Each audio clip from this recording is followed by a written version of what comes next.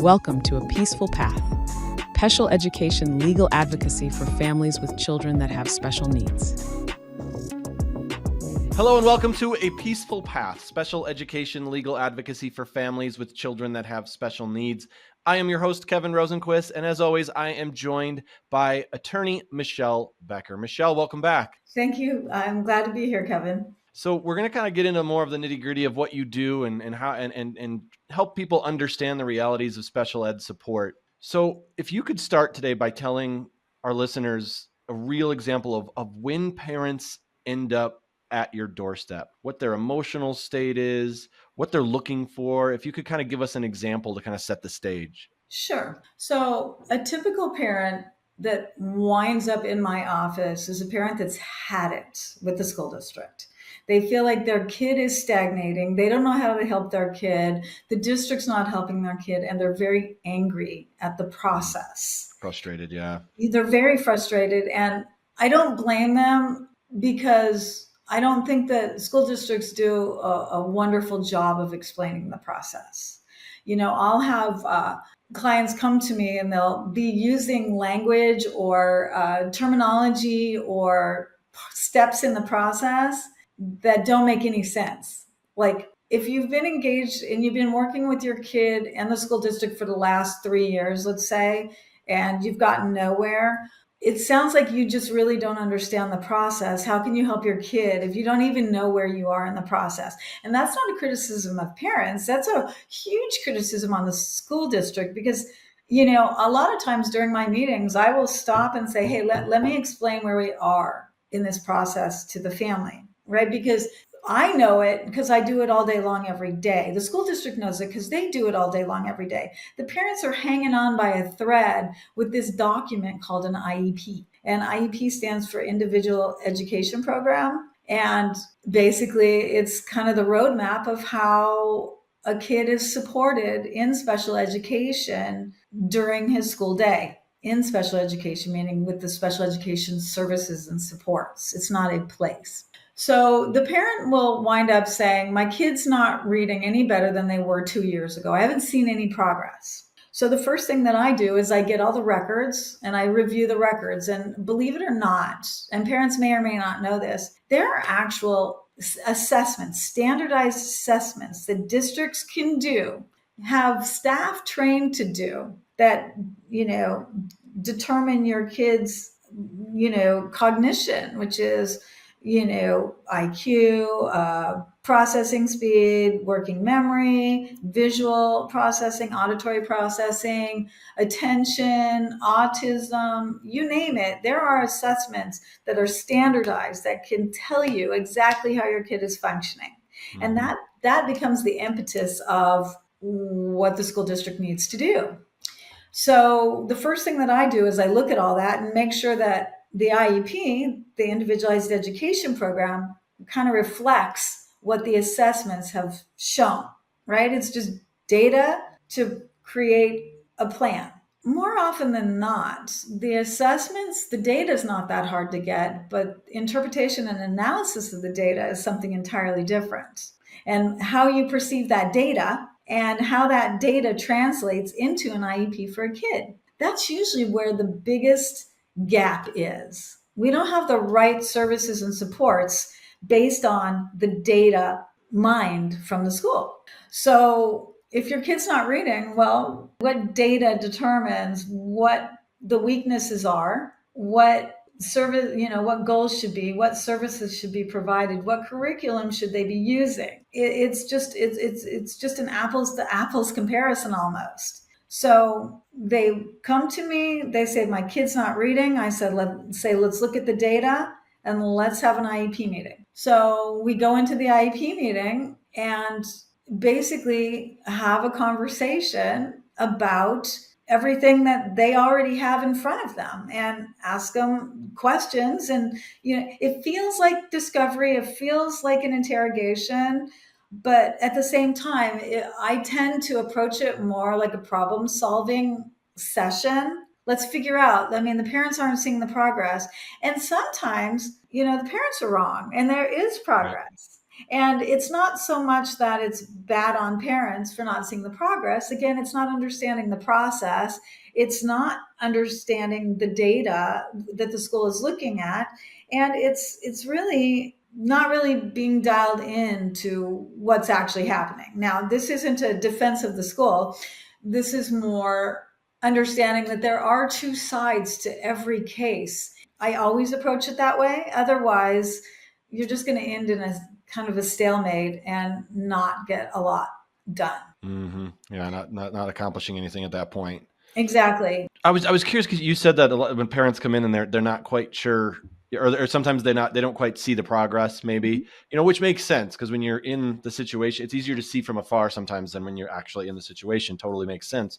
Are there a lot of misunderstandings that parents have when they come to you about either the process or where their child is in that process? Yes, a few things. They believe that whatever the school, and again, not a criticism of the parents, they believe that what the school is doing is supposed to fix the problem. Right. And Because they're the educators, they know, right? They're supposed to right, know. Yeah. exactly. And the truth is, your kid has a disability that's not going to be fixed, right? We what we have to do is figure out how to help your kid make progress. What services do we need to see progress? What goals are we working toward? Like, for example, there's been clients that I've picked up in like fifth grade, and one of the first thing, if I see that there's the parents are complaining about the reading, and they're saying, my kid can't read. The first question I usually ask the district is, do we know that this kid knows all of the letters of the alphabet and all of the sounds? I can't tell you how many times school districts will come back to me a couple weeks later with the data and say, he only knew 17 of the letters of the alphabet. That seems like a step one part to reading. Like if someone can't read, wow. Right. But Yeah. these questions aren't being asked timely, right? Kindergarten, first grade, second grade, the kids are expected to know this by fifth grade. So you could see how a teacher, and again, not defending the school, but you could see how a teacher would already have the expectation that the kid knows all 26 letters and all the sounds, plus all of the skills like syllabication, right? If you didn't learn in second grade how to syllabicate, how are you going to read a word with 4 syllables? Mm-hmm. And so it gets out of control quickly because it wasn't addressed at the very beginning of the kid's academic career. And these SST meetings, they don't ask these very basic questions. And in Yeah. fact, I think in New York, they passed a law. And again, I'm not a New York licensed attorney, but I think I heard that they're going to require teaching phonics in school. And California, I think, is on the verge of going back to teaching phonics in school. Something that they did, in the 1970s and 80s and 90s. I remember phonics. Yeah, phonics, right? Yeah. They stopped doing that. I didn't even know that. Yeah, they call it like whole word reading or whole language reading, and it was something new, I think, more in the 2000s. Anyway, if you don't know that a kid doesn't know all of the letters of the alphabet in fifth grade, how's he going to read? Yeah, how did he get that far? Passing through without somebody noticing, without that being kind of obvious at some point. Exactly. Yeah, that is surprising. Yeah. So that's basically, that is a very common case. And when I ask it, you should see the blank stares I get around the IEP table. How many letters of the alphabet does this kid know? And do they know like the hard C's, the soft C's, like the silent E's? Like, do they know these things? Because if they don't know these things, they're not going to read. That is a very common case. So when somebody has, like an educational setback and you talk to the teacher and maybe there's signs of dyslexia, for example, or they figure out something, what is the state legally required to provide to that child at that point? Perfect question. So let's just say that I find this fifth grader who doesn't know all the letters. And then we drill down in the data, right? Because the data is the key determiner of what the issues are. So let's just say, yes, dyslexia. That's always been a dirty word in the education system. It's specific learning disability in reading. Okay. But as of 2015 in California, they could use that word. It's just not how a kid is eligible. It's a specific learning disability in reading. But they've now in California recognized dyslexia is one of the specific learning disabilities in reading. Okay. So we look at this, and there are assessments that show, very basic skills. Like, for example, what happens when you blend sounds? What happens when you remove a sound? Like take to rake, right? All these things that we think kids should know in first and second grade. There are tests that measure a kid's ability for that. And once you know, okay, so here's where the deficits are, here's where the weaknesses are, then what you do is you write goals, right? The duty of the district is to provide an individualized education program that has goals, like first present levels. He can't blend sounds. Okay, so then you write a goal that says this kid can't blend sounds. Let's just say the B and the L, blah, right? Those B's and those L's, those combos. So then you write a goal that is data driven. He 0% accuracy now. It's going to be 80% accuracy at the end of the year. So now you have a goal. So this next level of support the district is supposed to provide is the services, the reading teacher, the reading specialist, the educational specialist, and time, let's say 30 minutes a day for that kid to work with the reading specialist outside of the general education classroom to learn that skill. And then not only does the kid get the time to learn the skill, but maybe there's some accommodations like larger font, or there may be other manipulatives where you have like little B's and L's, right? You put them together, you work with them, you have little strips on the kid's desk to help him do that. You might have some accommodations that support him in addition to the services that support the goal of him learning to read. Mm-hmm. And at the end of the year, you come back around and you meet with the district and school site and find out whether or not he achieved his goal. But you can meet with the district or the school site whenever you need. If you say, look, my kid is not getting this, we need to do something different. They have a duty to meet with you, within 30 days of your request, to talk about it, to change the goal if that's what's appropriate. So they have a duty to address the need through goals, services, and other supports. I think we talked about this last time, but is there a time limit for assessments? I think you had mentioned something about that. So in California law, and I'm sure in every state law, the Ed Code, they prescribe exactly what the timeframes are. There's federal law that prescribes certain duties, but then I think the state law is allowed to prescribe their specific timeline. So I'll just say California. So when a parent requests an assessment, the district has 15 days to grant or deny the assessment. And the parent has procedural safeguards and due process rights if the district denies. Usually they say, out of an abundance of caution, they'll assess. Right on. So then what they'll do, the way they basically say yes, we'll assess, is they give the parent what's called an assessment plan. Once the parent signs the assessment plan and gives it back to the district, and it's just the list of tests that the district is going to do on the kid. Once the parent signs that assessment plan and gives it back to the district, the clock starts. Okay. The district has 60 days to assess the kid and hold an IEP meeting. Okay. Right. And those are the key timelines. Right. And the underpinning of all of this is the district had a duty to find this out a long time ago, whether the parent asked or not.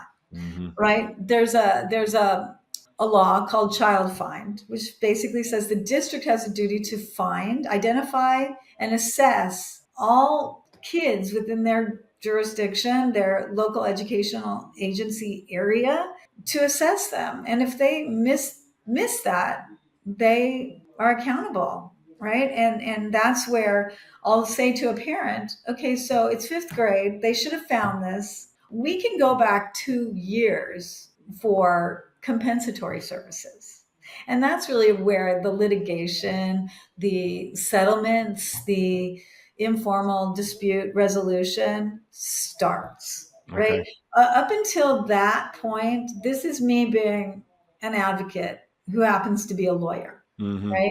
But once it's litigation, once it's like, hey, you owe us for 2 years of lack of reading services, now it comes time to recoup your losses. Just for any parents out there who might be listening to this and being like, not sure if it's the right time or not to talk to somebody like you, what is the right time to call Michelle Becker and get some help? Anytime is the right Okay. time. Yeah. Yeah. If you think that your kid is struggling and your district isn't helping, call a lawyer, call an advocate, call somebody who knows what should happen. And at that point, get the wheels of justice for your kid moving. Right? Mhm. Because every day that goes by is one more missed opportunity to make up that ground. Mhm. So there's never a bad time. And what I tell people all the time, they'll call me and they'll say, so how much do I owe you for a consultation? Nothing, like free consultation. And this isn't a pitch. This is just, I can't tell you if you have a lawsuit if I don't know your case. I Mhm. can't tell you how I can help you unless I know your case. So tell me what's going on. And once I know what's going on, I know how to advise you. So calling a lawyer or an advocate at any time is okay, because there's something, like, parents are always right. They just don't know what they're right about. Mhm. They just know they're right. I know they're right. They come to me, and usually I can tell, and sometimes I'm not sure, but I know, like, parents know this stuff. They know when something's wrong. So trust your instincts, call a lawyer, call an advocate, and just have the conversation to figure out what might be happening and what your rights are so that you can at least pursue them. I think that's great advice. Thank you for that, Michelle. And thank you for tuning into A Peaceful Path, special education legal advocacy for families with children that have special needs. To connect with Michelle, visit michellebeckerlaw.com. And don't forget to like and subscribe. We love having you here. Michelle, I loved chatting with you. Thanks so much for your time. Thank you so much again for having me. Thanks for watching. Be sure to hit that like and subscribe button and leave us a review in the comments.